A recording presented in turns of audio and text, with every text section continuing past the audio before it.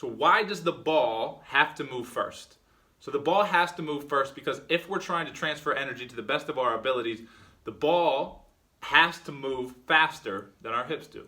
Reason being, if you think about where I start my shot, right about here, about abdomen height at the 1 position, and I come up to the 2, the distance I cover is probably about, it's far, right? It's a good amount of distance. That's how much the ball has to cover.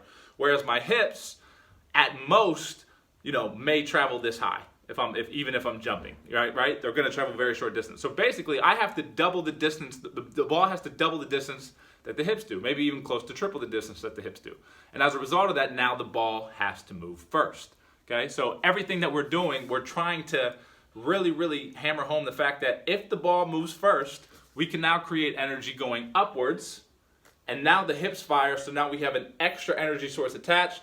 And now we can just propel straight up and accelerate through the ball. So the more we can learn about the ball moving first and fast, the better we're going to have when it comes to energy transfer, being able to extend range, and then also repeatability, right? So if you're moving everything at the same time, if your hips and the ball moved at the same time, you would never be able to get to this point, okay? Because you would never be able to do it fast enough because the ball would never get to where it needs to be released from. And you see a lot of players, actually, especially younger players, they'll start their release up and their entire bodies will come up, and that's often why they can only get to right here because the timing's all out of whack.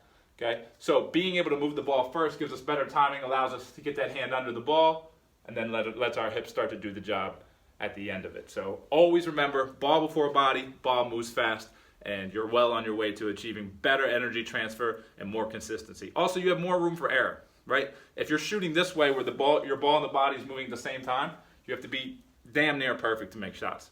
Whereas if you learn ball first, then the lower body comes up, release on the way up, you have a lot more room for error kind of mixed in there.